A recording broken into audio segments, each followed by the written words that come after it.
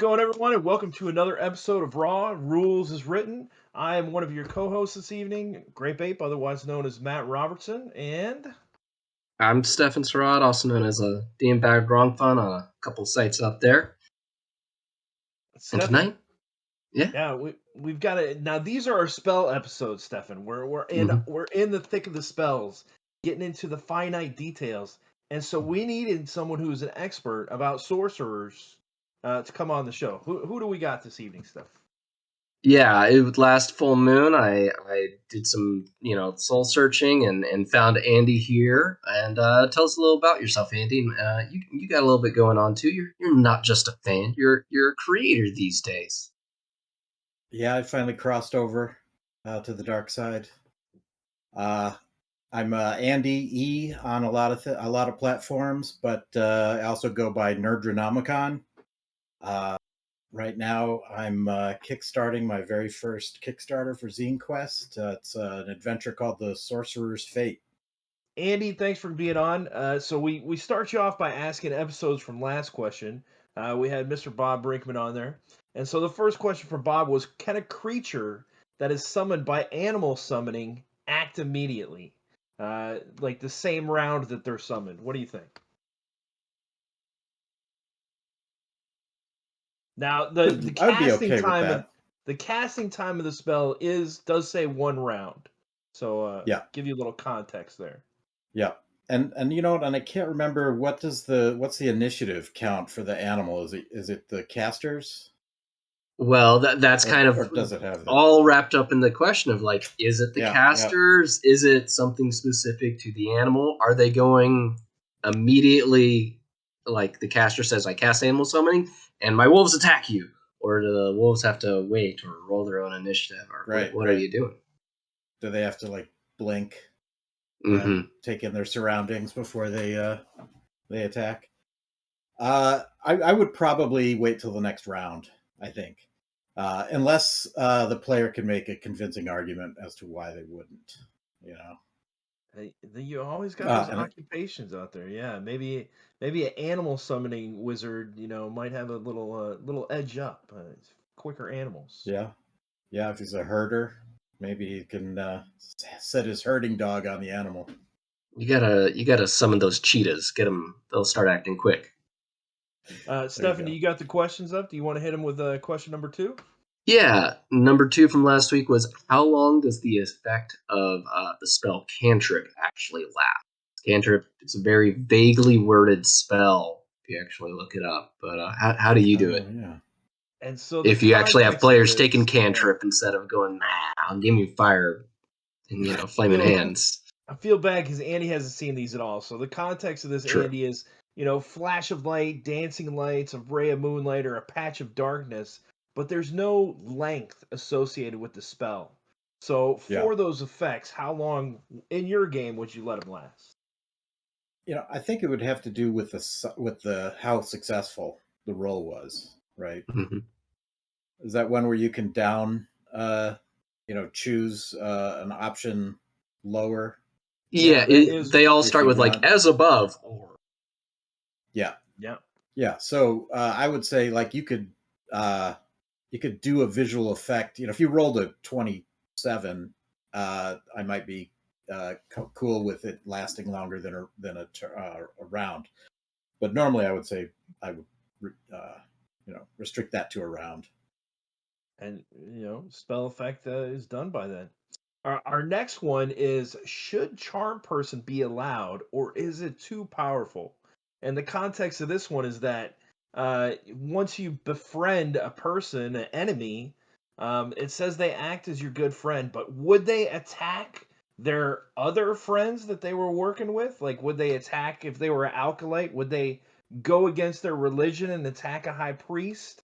And the Charm Person spell can last, from like days to weeks. Yeah. So is it too powerful? And the exact wording is, make your will save or fall under the caster's complete control, as if it were their friend. So where's friendship versus complete control, and what should that mean? Yeah. I boy, I sure hope I don't have any friends who have complete control over me. I guess I wouldn't know. That was one of the points one of our viewers brought up. Yeah, I mean, so my friend doesn't have complete control over me. So if I was acting like a good friend, I wouldn't necessarily attack my high priest or. Yeah.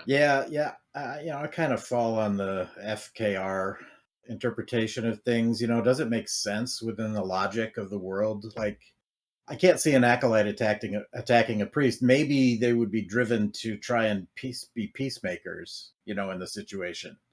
It's like, I don't want my friends fighting. That's exactly what that Bob sort of said. thing. Yeah. That's why you gotta charm the demons. They don't care at all. Yeah, that's true. The demons is just wait for everybody. Yeah. All right. Well, our next one after that was does the negative energy of chill touch transfer through a weapon attack? Or it's always talking about hands, but can you do it? Can you transfer that to a weapon, and is that just melee or range? Does that matter for this conversation? Well, I that's got a range of touch. I don't think it would transfer through a weapon, or certainly not to a ranged weapon. I would probably put the kibosh on that. If a player was like, "Yeah, I'm going to chill an arrow and then fire it across the room," it's like that kind of goes in the exact opposite intent of the rule of the spell. So not swords either. Probably not. Brass knuckles. Brass knuckles. I would argue that might work for me. All right. Yeah. Our last question for Bob was, what penalty comes with from being struck blind by the color spray? And so we were kind of diving in. Blindness is talked about a little bit in the attack roll table. If you're blinded, the attackers get a +2 to attack you. But more in the D-die range, if an opponent is blinded, it says they get a -8 to attack rolls and can only move in a random direction at half speed. How do you adjudicate blindness at your table? Sudden mid-combat blindness. Yeah. Definitely the loss, or the improved attack on the character with the blindness. And then I think I would probably let's see, I'd probably just give a buff to the AC of everybody around them to kind of handle the fact that they wouldn't know where they were swinging or firing wildly. Yeah, and maybe even the fire into melee. Like any attack from them, if you got like a buddy adjacent, you might hit them on accident. Yeah. Give a 50-50. All right. It really depends. Most of these questions, a lot of them can be situational. So now we're going to get into the ones that you have studied for. Stefan, do you want to hit it with number 1? Yes. So number 1, talking about Choke and Cloud. Do the effects of multiple clouds summoned by that spell stack on each other? Yeah, this is interesting one. My first take would be that some of it does and some of it doesn't, which is kind of fiddly. But I could see the damage stacking from multiple clouds, but not the roll penalties. Just because if the roll penalties come from visibility, you would probably take the worst penalty. So if you've got one cloud that gives you a -1 to checks and saves, and then another gives you a -2, I would go with the -2 rather than a -3. That is a good point. Yeah, because it wouldn't add additional, obscurement, I guess. Does the manifestation, and we're not always getting into that. A lot of time is someone's casting Choking Cloud and they aren't being like super descriptive, but there's like a D8 manifestations. Do you have the blue cloud? Do you have the translucent mist? Do you have the red mist? The explosion of ash? does it matter for you if two casters are both got that translucent mist, or if they're different manifestations instead? We always play those more as flavor. Mm-hmm. But I could see a player making an argument that a black cloud would be be more of a barrier to sight than a translucent mist. So if you cast a translucent mist and then a black cloud, so in that case, I might side with them on that one. Well, we do have some handouts. Elena, if you could bring up handout 1AA. Page 134 in the 10th printing DCC RPG. This is the definition of the spell. The caster summons forth a cloud of caustic acidic mist that chokes their target. And then the result we're kind of talking about, and this has come up in several of my games, Stefan, where they want to bunch up their cloud. Elaine, if you could bring up handout 1A, the result for 14 or 17 says up to 1d4 small individual clouds of toxic gas appear. Now it says around selected multiple targets, all of which must be within range. Each cloud inflicts a -1 penalty for 1d4 rounds. The clouds follow their targets, plural, and they cannot escape. By the wording of that result, it sounds like they have to go to different targets. What do you guys think? I would say so for that. Now that's the I 14 to agree with that. 17 result. So that's also a very common one. So would you let it stack on somebody?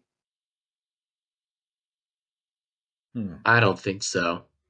Like 2 small clouds on one person to do a -2. Well, does that one doesn't do damage, right? So one no, maybe it doesn't. I thought all of them 14 did to like 1 point of 17. damage.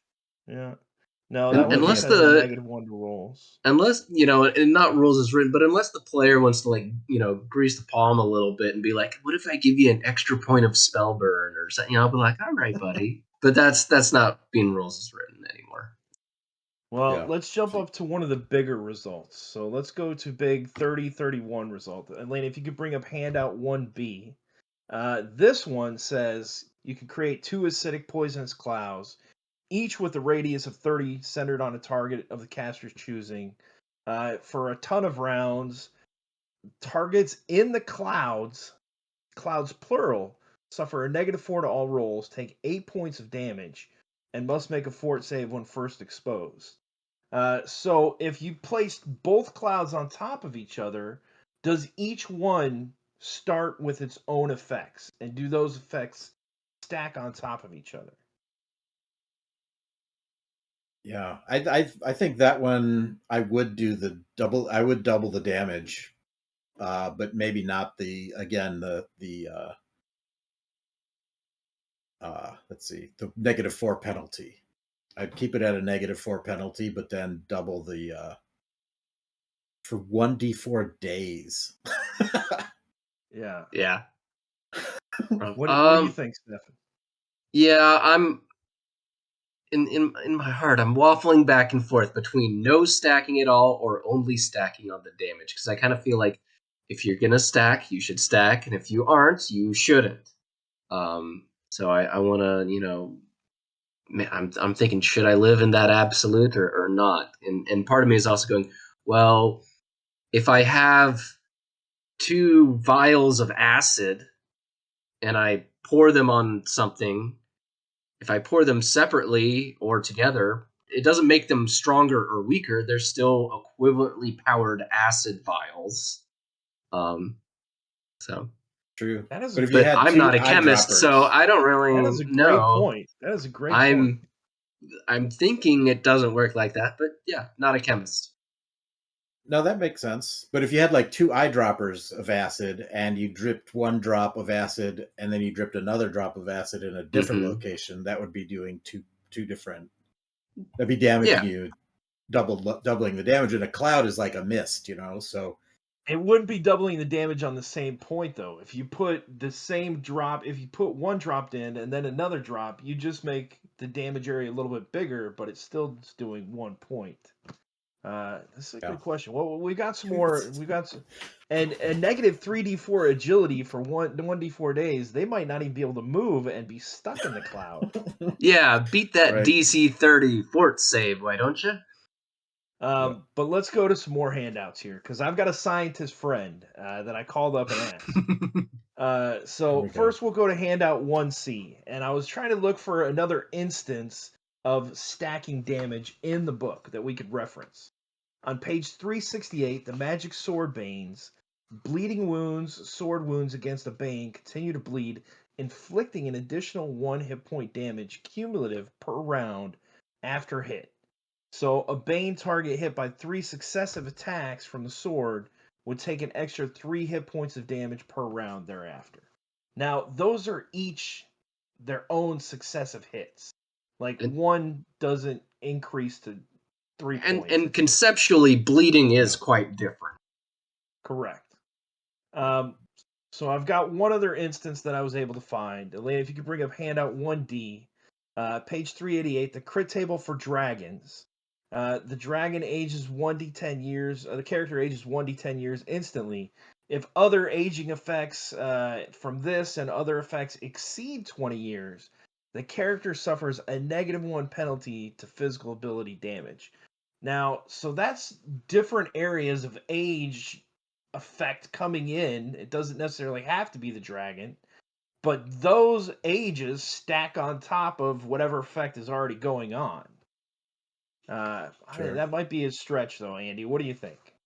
Well, I could see that because, going from, 20 to 30 and from 30 to 40, that stuff stacks. But, if it's aging you further, you're getting grayer and older. All right. Stefan, what do you think? I mean, again, it's apples and oranges with the aging comparison. So I don't think this, good trying, but it's not contributing to the argument in my eyes. So I've got a friend who's a scientist that I know from Boy Scouts when my son was in Scouts. And so I called him up and I said, "Hey, what's it called when if you introduce a gas, and does the gas get thicker? Does it get more dense?" And he said, "Take a look at these." And so I present handout 1E. I am not a scientist. I don't know if these are actually correct or not, but I will present them as evidence. Avogadro's law says equal volumes of gas contain the same number of molecules. So if we have poisonous gas here and poisonous gas here with 5 moles in it and 5 moles, if you combine them, it'll be 10 moles of the poisonous gas. So at the same temperature and same pressure, it would, in fact, I don't know if it would double the potency, but it would double the amount of poison. I mean, that just sounds like talking about having multiple clouds, not having stronger cloud. Right. And so if we bring up handout 1F, the rate of reaction, I think this might be the one.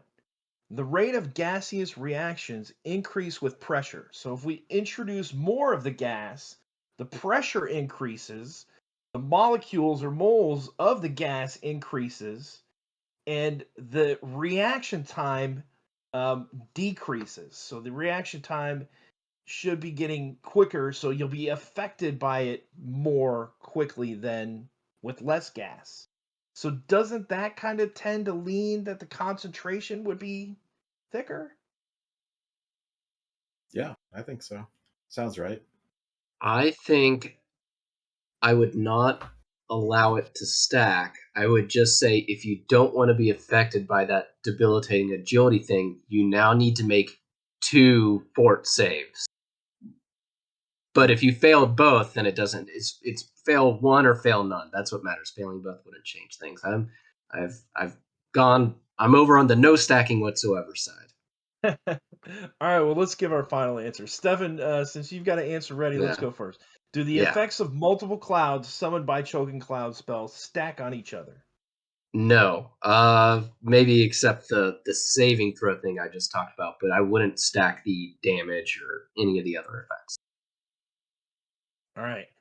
I'm still on the fence about this one. I mean, I can't say that I know the science, but I think if I added one cloud and another one, that the density of the caustic air would be increased and more potent and powerful.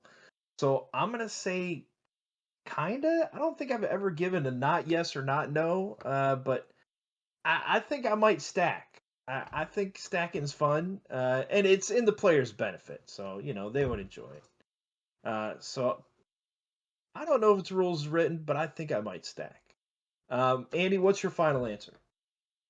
I think I end where I started, half and half. I think it stacks the damage, but not the penalties, not the roll penalties. Yeah, and so Amlazad in chat says more grass will increase the amount of the effect. If you're in a room, they shoot a can of pepper spray, it's bad. If they shoot a second one, it gets worse. But does the reaction get worse, Amazad? So the pepper spray, once it hits your eyes, you start to cry and cough. The second one, does it make you cry more? You're already crying. It's an iffy thing if the effect of it. Maybe we just need a hands-on experiment, Stefan. Maybe that's the second save. The effect. Yeah. That's what. Anyway, yeah, pepper spray yourself and let us know how it works out. Or don't. Probably don't. Don't do that. All right. Well, Elaine, if you could bring up question 2. Does the instill fear effect from Ekam's mystical mask require an action? Andy, what are your thoughts right off the bat? Right off the bat, I would say, yeah, it does. Although I'd say you could do it in the first, when you cast it. Because I can't, and I don't know if there's a rule underpinning on this one, but you have to do something. If you're just making a mask, you have to do something to get the target to look at it somehow. So either you're exerting some sort of magical control over it to get it to look at the mask, or you're waving your arms and saying, "Hey, look at my face." Yeah. In either case, there are no free actions, So in either case, you would have to do something. That's a very good point. There are no free actions. Elena, if you could bring up handout 2A with the definition of the spell. On page 137, it says the caster conjures a mystical mask that covers their face and provides benefits against attacks, spells, and other conditions. On a successful casting, the wizard may choose to invoke an effect of lesser power than their spell check roll to produce weaker but potentially more useful results. This one drops down as well, Stefan. The result we're talking about, if we could bring up handout 2B, is result 20 or 23. So very achievable. The mask transforms the caster's face into a horrible visage. Each round they can attempt to instill fear in one creature. Each round they can attempt to instill fear in one creature. Stefan, does that sound like it's an action to you?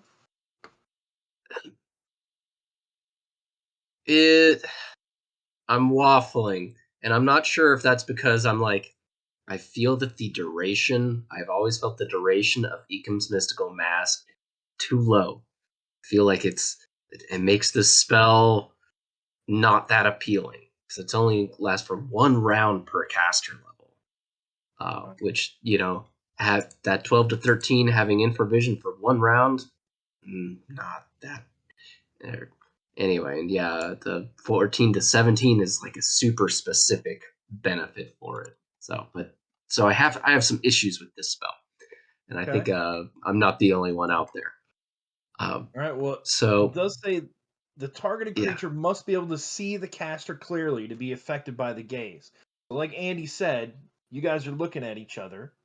The caster can attempt to affect one creature each round for the duration of spell. Can it attempt to affect one creature and I think they can do it on that same round. They can just only do it to like one creature. Because if you're a level 1 person wizard or elf or whatever, and you do this, if it takes another action to do it, that means you can't do it until you're at least level 2. And so that result is completely useless. So I would say you can do it on that same round, just by it doesn't require its own expenditure of an action die.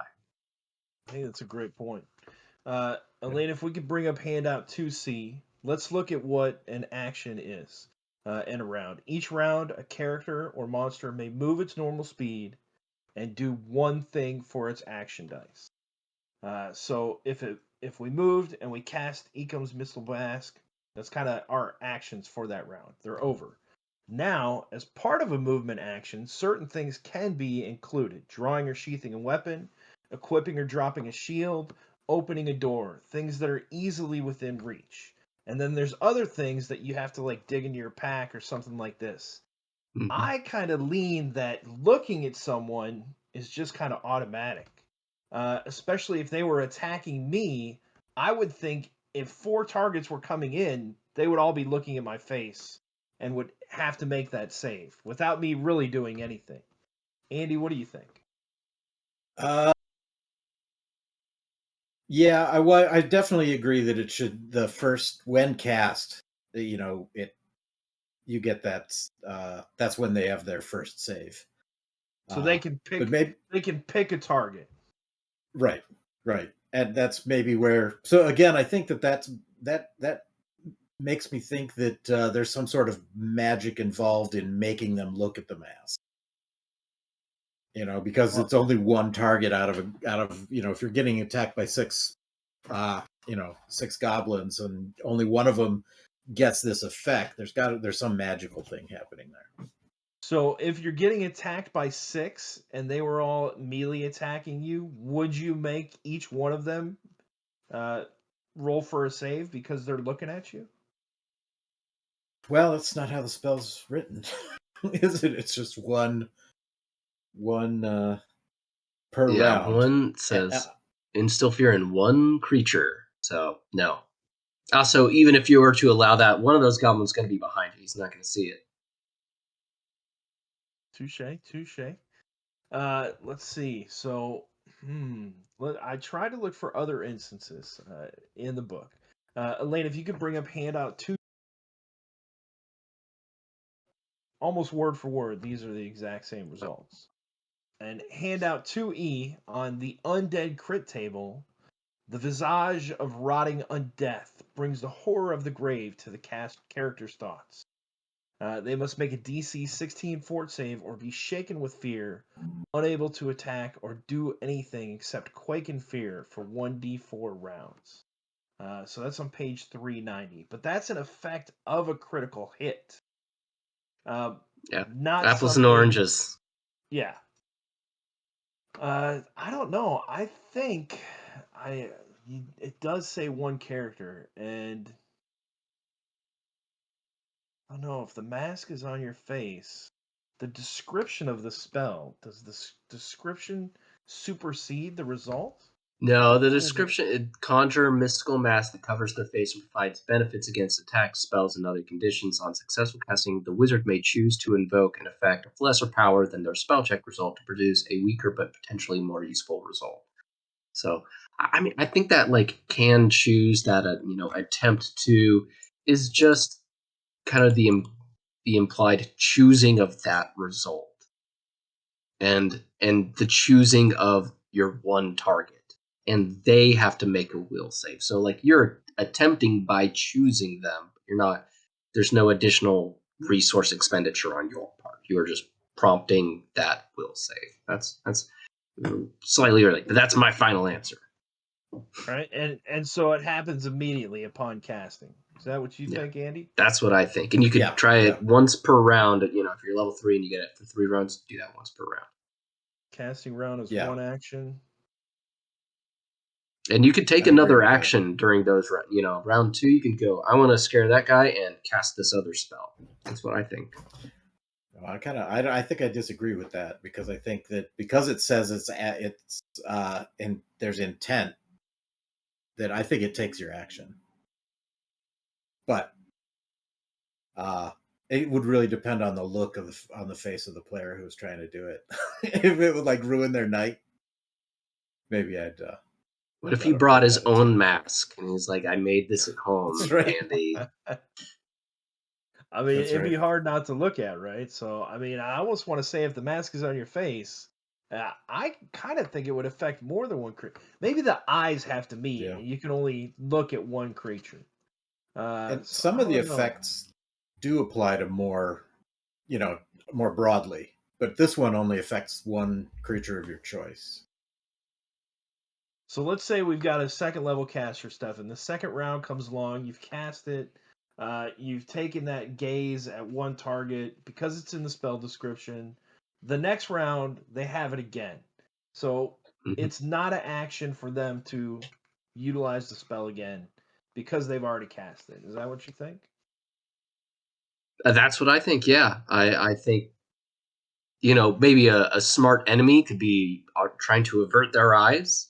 We got someone in chat saying a pretty similar thing, but I think generally you can go you and turn to someone else on that second round and go you and try to scare them, and then also probably toss a magic missile their way. If you try to do two spells that were had ongoing durations, that would probably maybe not then, because then you're gonna have weird. I don't think you have to actually concentrate on this spell, but I don't think so. I would probably still, they're still if you get hit and take damage, do you need to make a concentration check to keep it going? Because it doesn't say you're concentrating. You have to concentrate to move your choking cloud around, but you don't have to do that here. So I don't. Still iffy on if you would have to do that, if that comes into play. But it sounds like I'm of the more lenient ruling on this subject. I'll tell you, one of my favorite things about this spell is the different masks. Like one has a mirror-like quality, the other one is quartz, the other one is horrible visage, shining steel. It's a totally underused spell right here. But we do have one more handout as possible evidence. Elaine, if you could bring up handout 2F. This is for the ghost monster in the DCC RPG, page 413. Horrid appearance. Simply glimpsing the ghost causes 1d4 damage and potential fear. A frightened creature runs away for 1 hour. If cornered, it can fight only at a -4 penalty. So this is kind of where we get an idea. If you look at the ghost yourself, you're affected. The ghost doesn't have to look at you. It's so ugly that you looking at it affects it. So does the mask have the same effect, Andy? Yeah, and that might be what the will save is, honestly. That they get a will save. Maybe they get a will save to avert their eyes. I'm not looking. Yeah. I'm not going to look. I'm not going to look. But we have a wonderful question in the chat from our Twitch mistress. What if you target the cult leader, the leader of a group? They've got followers. Are the followers affected? I would say if they freak out and get scared, morale checks from all the followers to see if they're not directly affected by Ecom's mystical mask, but morale checks for sure. Yeah, well, let's give our final answers on this one. So we've got some evidence there. Does the instill fear effect from Ecom's mystical mask require an action to scare somebody? I'm going to say no. I don't think so as well. It's part of the spell results when casting it. If it lasts for future rounds, I think it would still be part of that magical result that they could affect something else, and take another action. Stefan, what's your final answer? No, doesn't take an action die. Same as you, Matt. Andy, you get the last word. Yeah. I guess I'm out on this one. I guess it's because of the agency that the caster has to choose the character or the target.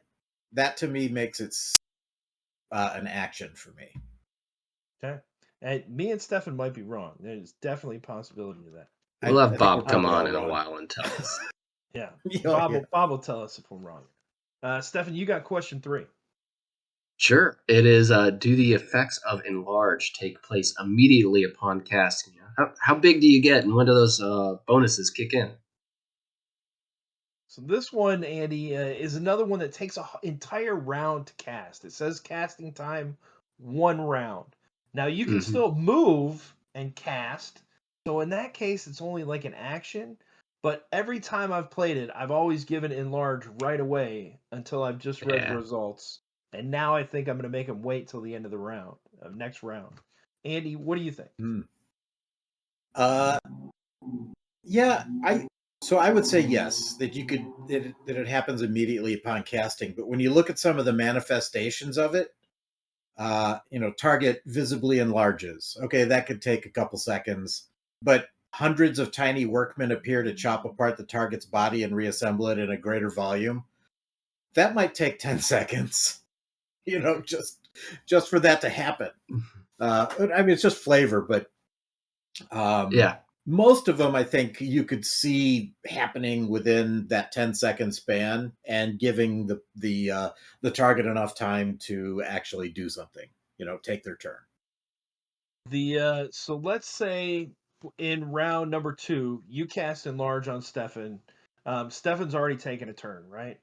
In the beginning of round 3, if we waited, does the enlarge take effect at the beginning of that next round, or on Stefan's turn, or on your turn? I would say it happens on the caster's turn, but Stefan then would be able to, act enlarged as he would have, have the benefits of the enlarge on his next turn, even though it happened after his last turn and before his next turn. Let's look at some handouts here. So handout 3A, Elena, if you could bring that up for the definition. By touching a creature or object, or targeting themselves, the caster causes the target to grow in size. Multiple castings do not stack. We've got clarification right there. Which, if there's no clarification on Choking Cloud, does that mean they do stack, Stefan? Or does the fact that it doesn't say that they can stack imply that they can? I don't know. Lane, if you can bring up handout 3B. Each round, a character or monster may move its normal speed and do one thing for its action. The actions of the character depend on their class. I'm not sure why I added that right there. Because I'm the spell casting. So if we're trying to figure out when the enlarge takes place, they can move and they can cast. Now, this casting says that it takes 1 full round. The other ones, some say instant, some say weeks, some say 1 action. So if it says a round, I think it doesn't take place until the subsequent round. Stefan, what are your thoughts? Yeah, I would think it doesn't actually take effect until the casters point an initiative on the following round. I don't think I've ever played it like that, actually. I think I've always made it instantly, you get the bonus, just like you. But as well, yeah. I think there is an argument that could be made for, like, well, you have Wizard, you have initiative of 16, I've got an initiative of 6. If we use the D20 die as a scale, maybe at my initiative, I get half of the bonus that I will get. I would have gotten a +8 to attacks. Well, 10 points in the initiative have happened. Can I get half that? Let's look at another piece of evidence. Elaine, if you could bring up handout 3C about casting times on page 77. Spell casting sometimes takes longer than 1 action, in this case 1 round. If you spend that action, that D20 action casting a spell, it either completes the spell, in which case it goes off that round, if it can be cast in 1 action, or contributes toward a total casting time if the spell requires more actions to cast or more time. So I think I would personally allow the spell to be cast in round X, and it would take effect at the beginning of round Y. So it wouldn't matter in the initiative where the wizard or the target is. That next round is when it would imply. Andy, what are your thoughts? That makes sense. Yeah. So if I cast it on somebody who was further down in the initiative order in the same round, they wouldn't be able to take advantage of it until the next round because it takes my entire round to cast it. Yeah, that makes perfect sense. It does. It takes that entire round. Yeah, that's a good point because the round and when we are in the initiative, we're doing stuff the whole time, and it's like it's not a perfect representation of how a fight actually happens, and that is important to remember. And I think that goes along with what our spells we had last time that take one round as well. They don't go into effect until the following round. So, do the effects of enlarge take place immediately upon casting?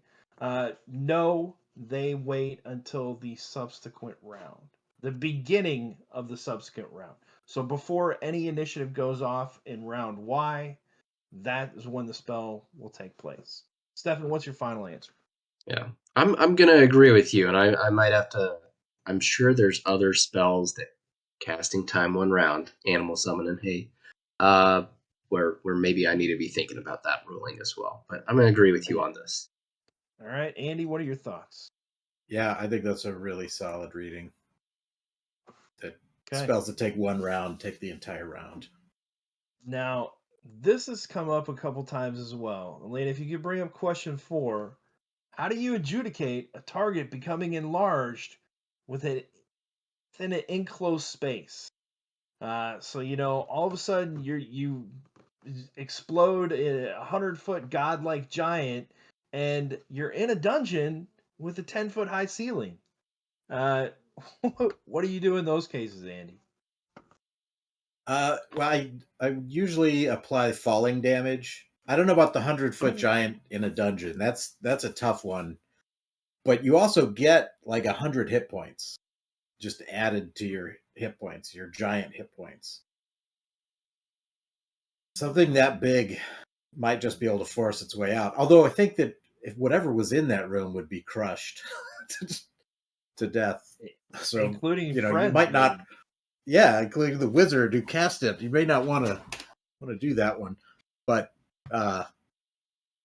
normally I would just use falling damage as my like, oh, so you're 5 feet tall and I triple your size and now you're 15 feet tall and it's a 10-foot ceiling. Well, you're going to take 1d6 damage, which will cut a little bit out of the basically, yeah, but you cut a little bit out of the HP that you get from being enlarged. So you get that nice little, the player thinks, oh, I got these hit points. And they're like, and I'm going to take a couple away just right off the bat. All right, well, let's look at handout 4A, Elena, if you could bring that up. This is for result 20 to 23. Target doubles in size, normal man becomes ogre size, +4 bonus, yada yada. But we're kind of looking at the size here. So doubles in size on that one. If we look at handout 4C, result 24 to 27, target triples in size.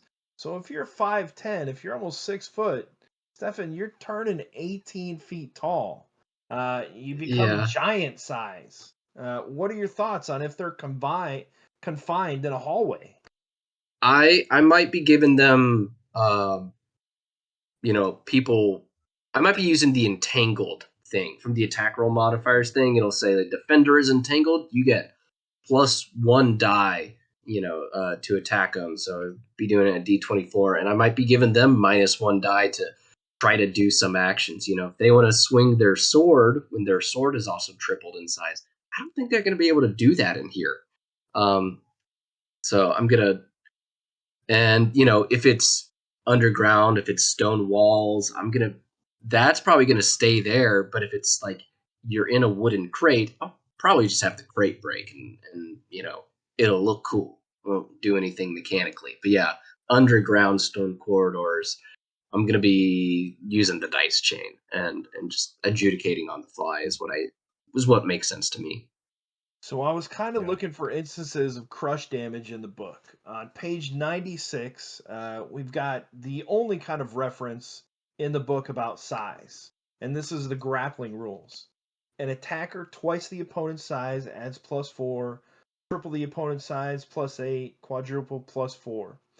So I would almost say if you're double the size and you're in an enclosed space, -4 to all your rolls.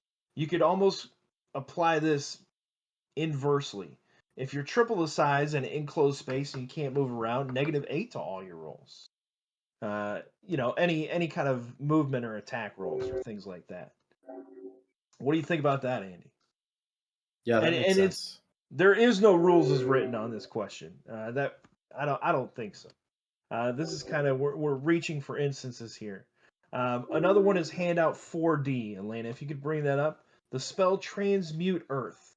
On a result of 29 to 33, caster conjures a wall of raw iron to bar passage.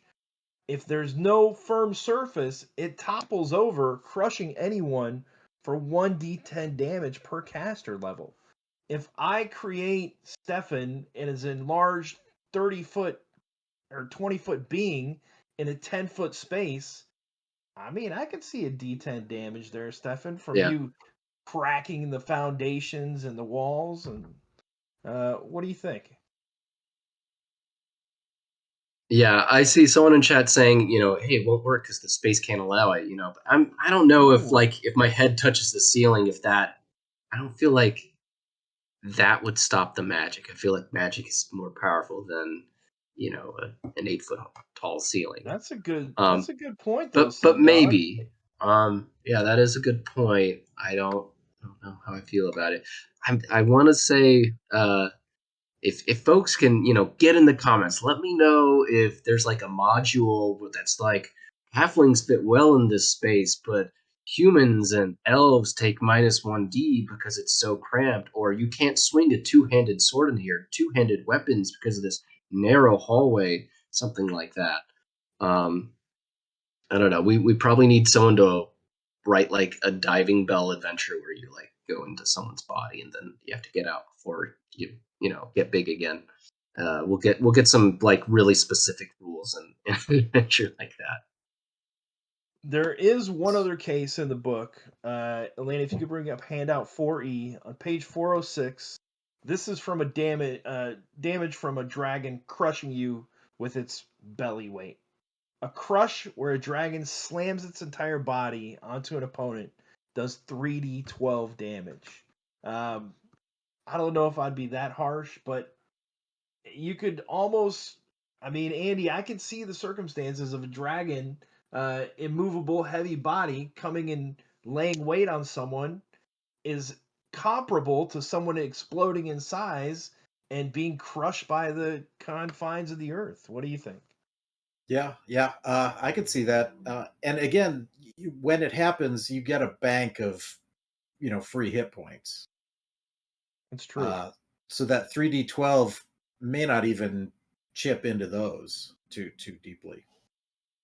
And if I'm not mistaken, on the spell, Stefan, in the description, I don't think I tagged the description, but I'm pretty sure it says you stay that big unless you choose to reduce your size. So, Mm, we could say if a result expands to a huge amount, once you feel that tightness, you could say, cut it. I don't want to take the damage and go back to regular size. It could that's be the player. true. We could put the Well, choice on the player.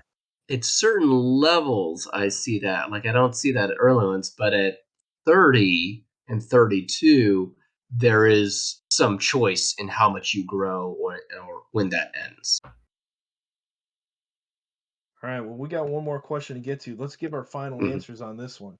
Stefan, how do you adjudicate a target becoming enlarged within an enclosed space? I adjudicate it on a case by case basis. Just like Sundog. Yeah. Yes. I am going. I'm going to say if the confines of the area cannot contain them, if they grow bigger than the area, I like the 1d10. I like the 1d10 crushing damage. And so I'd say maybe 1d10 for every 10 feet of space they expand to. The one result I wouldn't trade that is the godlike. If they explode to 100 feet, we just played We just played a module where the 2 giant skeletons exploded from Jonathan Sullivan. That's going to be coming soon. They exploded out of the grave. Tangentially, I recall now one adventure. I was the Corpse That Love Built. Someone took entered a gaseous form and then went inside the body of one of the baddies, the big bads in there, and then chose to end their gaseous form while they were inside the other person. And I was like, so I don't know that I handled it well, but similar to what we're talking about here, it was messy. I'll just put it like that. It was messy. That's an old AD&D trick. Andy, what is your final ruling on it? So I think like 1d10 damage. I like your 1d6, but because of the crushed in wall and earth, it depends. If there's another room on the other side of that wall, they cave the wall in, no damage. Yeah. If there's a third floor above them, they break through the ceiling, no damage. What are you thinking? Well, I'd give them damage even if they break through, but I think I keep it 1d6 because this is a first level spell, and the hit points are usually you could kill somebody with a 1d6 roll if you're not careful, and I would hate to see a character about to become super strong and super big and then just getting murdered by the process. That is true, and they do have that bank of extra hit points. I do like the inverse grappling though, definitely for making things more difficult. Yeah. All right. Well, let's hop on to question 5. Try to finish it out. What do we got, Stefan? Can an action be taken to save a falling ally after Featherfall has been cast upon them? Matt, give us a little more context. Featherfall is instant. Somebody's falling off a bridge, 200 feet to their death. Featherfall. It's instant, right? As long as it's successful, that guy doesn't stop falling. They're still falling, but are they falling at a slower rate? And at that point, do you roll initiative? Because they're going to keep falling, right? Do I have enough time to toss out 50 feet of rope so they can try to catch it? Is there something we can do in that time of falling to circumvent them falling beyond the distance that might be safely achieved by the spell? So let's say there's 1,000-foot fall. They're not going to make it unless they're lucky with their roll. Is there a way we can toss a rope out to save them in that instant right after? Andy, what are your thoughts? I think so. Because they're falling slower than gravity, right? That's the point. They're only falling 50 feet per round usually, or less at higher levels, or less. Yeah. So I would say that a rope would, maybe an agility check to see if you can get the rope out in time. Do you roll initiative? Well, if it's already initiative, I'd say nobody could do anything till the next round. Let's say they were walking on the bridge, a trap, bridge collapsed. No initiative. They're falling 1,000 feet down. Wizard says, I cast Featherfall. Instant. Successful. So now they're falling at a rate of 50 feet. But in that instance where they cast it, they're 50 feet down. So they're at the length of one rope. Yeah. So there's like a second to maybe toss a rope out and have it fall. Stefan, what are your thoughts? That you don't extend the full 50 feet of rope. You have to hold on to part of it. So that falls apart instantly. Yep. But I would say if someone is already ready, or basically I'll give them like one round probably, and then it's gonna be a falling guy. Unless it's one of the higher results. That's like you're falling at 10 foot around. Then I'll whatever makes sense is what I'm gonna do. But I'm probably not gonna roll initiative. I'm probably just gonna be like going quick because it is a quick thing that's happening. Going, what do you do? I need a reaction right now, or you're doing nothing, and just go around the table. Yeah. Maybe a reflex save. I do like that. So let me give you a scenario. We're all readied adventurers. We're all on edge in this castle. We're walking across this bridge.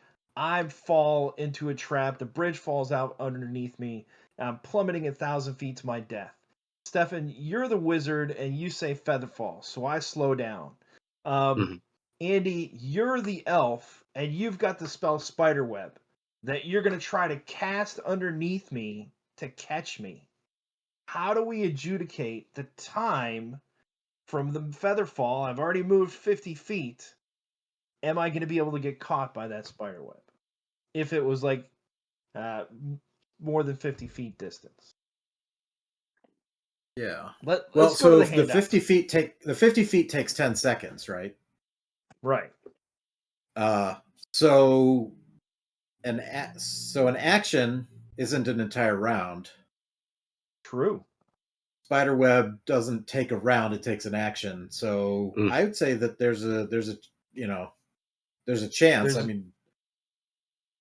I like your thinking because we're all we're adventurers. We're ready. We're walking over 1,000-foot ravine in a bridge. We think we're gonna fall. Yeah. So let's look at some handouts here. Handout 5A, the definition on page 140, impedes their own or another person's rate of descent. So they're slowing the rate of the descent, allows to avoid injury or death or to glide on the breeze. Spell can be instant, out of initiative order, and the caster is within range. Handout 5B, human and elves move at a rate of 30 feet per action. So the spell gives us 50 feet of falling, but how fast do we fall, Stefan? Do we fall 30 feet around, or do we fall 60 feet around? We have to figure out our fall rate, too. But let's not make it too complicated, Matt. I mean, theoretically, we can have 1,000 people, then we can get into like, what if I have 1,000 peasants roll initiative and they all pass one thing? Do we have a peasant railgun because it is 10 seconds and there's 1,000 people and they've all passed a ball and inertia? Like, no, you get one round, act fast. I'm not calculating anything. This is not GURPS. I'm not pulling out, any logarithmic calculations. Let's go to handout 5C. Falling damage is 1d6 per 10 feet fallen. Every damage die that comes up 6, broken bone. Little remembered rule. Make sure you guys remember that. Page 140, the result of feather fall. Caster reduces the speed at which they fall with a successful fort save. They take no damage when they land. On a failed save, they only suffer half damage. Then if we get on to higher results, 14 to 17, they fall gracefully at a result of 50 feet around, take no damage if they land before the spell expires. Otherwise, still only suffer half damage or a fort save to avoid all damage. So they're going to take half damage no matter what. But can we save them before they hit the ground, Andy? What do you think? I think in most cases, in a lot of cases, I'd say it would depend on what the players who aren't falling come up with, and if it's reasonable, and believable. I will allow you to say, I want to jump on him and ride him like a surfboard in the air to a safer place that'll land closer to us. Like, I'll allow so much crazy stuff. But you have to be quick about telling me what you're doing. That's the main thing in this. And and that will depend on the level of the spell. If they're falling 50 feet around or 10 feet around, whatever it is. But yeah. All right, well, Stefan, give us your final answer on the topic. Can an action be taken to save a falling ally after Featherfall has been cast upon them? Is there enough time before they're Yes, there is. Past the point. All right. I'm going to say yes as well. I love your immediate reaction. What are you going to do? And if they don't answer, you're thinking about it too long. I'm going to say there's enough time as well. I think so as well. Like Andy said, you've got 10 seconds. So that first fall is going to be within 50 or 30 or 60 feet, however long they're falling. Andy, what's your final word on the subject? Yeah, I would tend to go with the players if they come up with something clever quickly. Although if you get the lowest, I mean, obviously they've got to succeed on the casting, which is a crapshoot. But like the 12 to 13, like it doesn't say that their speed is reduced at all. Right. Yeah. So that one, and as Tom says there's another system out there that says you're falling 600 feet around. So that's going to be pretty quick. Yeah. So probably not enough time to do anything. But yeah, Wu-Tang Piglet, thanks for watching. The spider climb becomes a magical bungee line that slingshots all your valuable gear. I do like that result. Yeah. We are out of time. Andy, tell us one more time what you got cooking. Is that it behind you over your left shoulder? Can you show us the?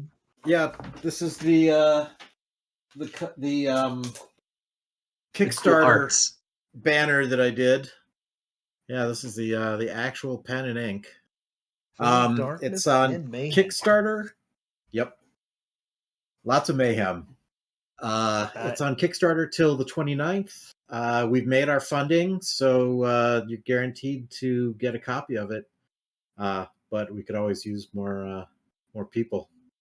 Will it be out by GaryCon? Can I pick up my copy at GaryCon? Probably not. I'm shooting. I said June, but just because I hate being disappointed by Kickstarters taking forever, so I'm hoping May. All right. Well, I'll wait till June. Anyway, that Kickstarter is right there for you guys to check it out. And make sure you check it out from the raw link here so we get credit for it. So Andy will come back on the show. Thanks for watching, everybody.